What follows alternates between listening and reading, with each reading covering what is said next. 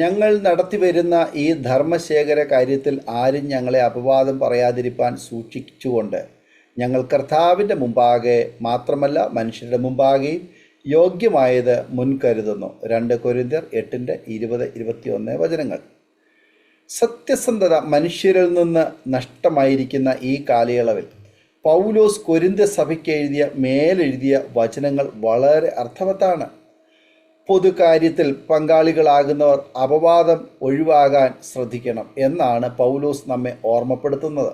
നമ്മുടെ ഭാരതീയ സംസ്കാരത്തിലും പുരാണ ഇതിഹാസങ്ങളിലെല്ലാം വിശ്വസ്തതയ്ക്ക് വലിയ പ്രാധാന്യമുണ്ട്. എന്നാൽ ഇന്ന് എല്ലാ തലങ്ങളിലും നമുക്ക് കാണുവാൻ കഴിയുന്നത് അക്രമവും അനീതിയും കൈക്കൂലിയും കരിഞ്ചന്തയും ചൂഷണവും മാത്രമാണ്. ഇന്ത്യക്ക് സ്വാതന്ത്ര്യം നേടിത്തന്ന മഹാത്മാഗാന്ധിജിയുടെ ജീവിതത്തിൽ നിന്ന് ഒരു ചെറിയ സംഭവം വിവരിച്ചാൽ അദ്ദേഹം സത്യസന്ധതയ്ക്ക് കൊടുത്ത വില മനസ്സിലാക്കുവാൻ നമുക്ക് കഴിയും. ഇന്ത്യ പാകിസ്ഥാൻ വിഭജനം നടക്കുമ്പോൾ ഇന്ത്യ 52 കോടി രൂപ പാകിസ്ഥാന് കൊടുക്കാമെന്ന് കരാറിൽ ഒപ്പുവച്ചിരുന്നു. എന്നാൽ അതൊരു വലിയ തുകയായതിനാൽ നേതാക്കൾക്ക് അതിൽ വലിയ താല്പര്യമില്ല എന്ന് മനസ്സിലാക്കിയ ഗാന്ധിജി ക്ഷീണിതനായി. അദ്ദേഹത്തെ പരിശോധിച്ച ഡോക്ടർ അദ്ദേഹത്തിൻ്റെ നില വളരെ മോശമാണെന്നും ഉടൻ പ്രശ്നത്തിന് പരിഹാരം ഉണ്ടാക്കണമെന്നും ആവശ്യപ്പെട്ടു. പെട്ടെന്ന് നെഹ്റു, സർദാർ പട്ടേൽ, ഡോക്ടർ ജോൺ മത്തായി എന്നിവർ ഗാന്ധിജിയെ സന്ദർശിച്ചു. പണം കൊടുക്കാൻ കഴിയാതിരുന്ന സാഹചര്യം വിവരിച്ചു. അതിന് ഗാന്ധിജി അവരോട് പറഞ്ഞു, നിങ്ങളൊക്കെ ബുദ്ധിമാന്മാരാണ്, നിങ്ങളുടെ ന്യായീകരണം ഒന്നും എനിക്ക് ആവശ്യമില്ല. ആ പണം ഉടനെ പാകിസ്ഥാൻ ഗവൺമെൻറ്റിന് കൊടുക്കണം. ഗാന്ധിജി പറഞ്ഞു, I will go away, I cannot live in a country with no honesty. നിരാശരായി മടങ്ങിയ മന്ത്രിമാർ ഉടനെ മന്ത്രിസഭായോഗം കൂടി പെട്ടെന്ന് പണം കൊടുക്കണം എന്ന് തീരുമാനിച്ചു. പിറ്റേ ദിവസം തന്നെ അവർ ബാങ്കിൽ നിന്നും 52 കോടി രൂപ ശേഖരിച്ച് വണ്ടിയിൽ കയറ്റി പോലീസ് അകമ്പടിയോട് കറാച്ചിയിലേക്ക് അയച്ചു. അതിനുശേഷമാണ് ഗാന്ധിജി സത്യാഗ്രഹം അവസാനിപ്പിച്ചത്. ഈ പാരമ്പര്യമുള്ള ഭാരതത്തിലാണ് മന്ത്രിമാരും ഭരണാധികാരികളും മറ്റ് നേതാക്കന്മാരും വിശ്വസ്തരല്ലാതെ കൈക്കൂലിയുടെയും അഴിമതിയുടെയും പേരിൽ ജയിലിൽ കഴിയുന്നത്. ക്രിസ്തീയ ജീവിതത്തിൽ വിശ്വസ്തതയ്ക്കും സത്യസന്ധതയ്ക്കും വളരെ പ്രാധാന്യമുണ്ട്. ആദിമസഭയിൽ മുട്ടുള്ളവർ ആരും ഉണ്ടായിരുന്നില്ല. കാരണം നിലങ്ങളുടെയോ വീടുകളുടെയോ ഉടമസ്ഥരായവർ ഒക്കെയും അവയെ വിറ്റ് വിശ്വസ്തതയോടെ വില കൊണ്ടുവന്നു അപ്പോസ്തലന്മാരുടെ കാൽക്കൽ വയ്ക്കുകയും ഓരോരുത്തന് അവനവൻ്റെ ആവശ്യം പോലെ വിഭാഗിച്ച് കൊടുക്കുകയും ചെയ്തിരുന്നു. എന്നാൽ അനന്യാസ് എന്ന പേരുള്ള ഒരു പുരുഷൻ തൻ്റെ ഭാര്യയായ സഭീരയോടുകൂടെ ഒരു നിലം വിറ്റു. ഭാര്യയുടെ അറിവോടെ വിലയിൽ കുറെ രഹസ്യമായി എടുത്തു വച്ചു. ഒരംശം കൊണ്ടുവന്നു അപ്പോസ്തലന്മാരുടെ കാൽക്കൽ വെച്ചു. എന്നാൽ പരിശുദ്ധാത്മാവ് നിറവുള്ളവനായി പത്രോസ് ഇത് മനസ്സിലാക്കി അവനോട് ചോദിച്ചു, അനന്യാസേ, പരിശുദ്ധാത്മാവിനോട് വ്യാജം കാണിപ്പാനും നിലത്തിൻ്റെ വിലയിൽ കുറെ എടുത്തു വെപ്പാനും സാത്താൻ നിന്റെ ഹൃദയം കൈവശമാക്കിയത് എന്ത്? അത് വിൽക്കും മുമ്പേ നിൻ്റേതല്ലായിരുന്നില്ലയോ?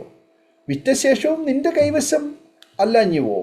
ഈ കാര്യത്തിന് നീ മനസ്സ് വച്ചത് എന്ത്? മനുഷ്യരോടല്ല ദൈവത്തോടത്രേ നീ വ്യാജം കാണിച്ചത് എന്ന് പറഞ്ഞു. അപ്പോസ്തല പ്രവൃത്തി 5:3-4 അവിശ്വസ്തതയ്ക്ക് പ്രതിഫലം അവർക്ക് ലഭിച്ചു. അവരുടെ പ്രാണൻ അവർക്ക് നഷ്ടമായി.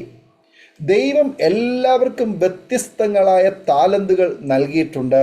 അവയെ തന്നിരിക്കുന്നത് വേണ്ടതുപോലെ ഉപയോഗിക്കുവാനാണ്. ദൈവം നൽകിയ ദാനങ്ങൾ ദൈവനാമ മഹത്വത്തിനായി നാം വിനിയോഗിക്കേണ്ടതാണ്.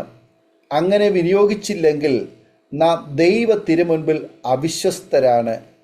യേശു പറഞ്ഞ താലന്തുകളുടെ ഉപമ ഈ പാഠമാണ് നമ്മെ പഠിപ്പിക്കുന്നത്. 5 താലന്ത് ലഭിച്ചവൻ 5ഉം 2 താലന്ത് ലഭിച്ചവൻ 2ഉം നേടിയപ്പോൾ 1 ലഭിച്ചവൻ അതിനെ വേണ്ട വിധം ഉപയോഗിച്ച് അവനെ നോക്കി അവിശ്വസ്തനും ദുഷ്ടനും മടിയനുമായ ദാസൻ എന്നാണ് യേശു പറയുന്നത്. മാത്രമല്ല, യേശു നൽകിയ താലന്ത് അവനിൽ നിന്നും തിരിച്ചെടുത്ത് അത് 10 വർദ്ധിപ്പിച്ചവർക്ക് ദൈവം നൽകുകയും ചെയ്തു. ലോകത്തിൻ്റെ പിന്നിൽ പോകുമ്പോൾ വിശ്വസ്തത നഷ്ടപ്പെടാതിരിക്കാൻ സൂക്ഷിക്കണം. വാക്കിലും പ്രവൃത്തിയിലും വിശ്വസ്തത കാത്തു സൂക്ഷിക്കണം. ദയയും വിശ്വസ്തത നിന്നെ വിട്ടുപോകരുത്.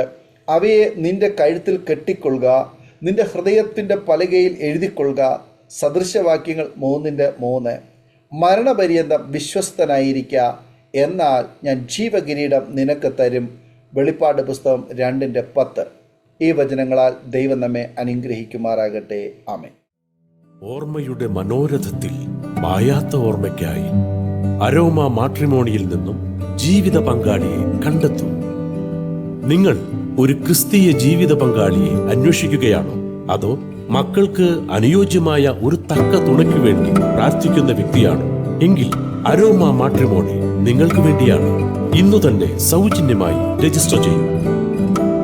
അരോമ മാട്രിമോണിയുടെ പ്രത്യേകതകൾ: രജിസ്ട്രേഷൻ തികച്ചും സൗജന്യം. ലോകത്തെവിടെയുമുള്ള അനുയോജ്യമായ ക്രിസ്തീയ ജീവിത പങ്കാളിയെ തിരഞ്ഞെടുക്കാം. വിവാഹം നടക്കുന്നതുവരെ സർവീസ് ലഭിക്കുന്നു. ഏറ്റവും ചെറിയ പാക്കേജുകളും തിരഞ്ഞെടുക്കാം. അരോമ മാട്രിമോണി നിങ്ങൾക്കായി ഒരുക്കുന്നു വിവാഹം പരമാനന്ദം.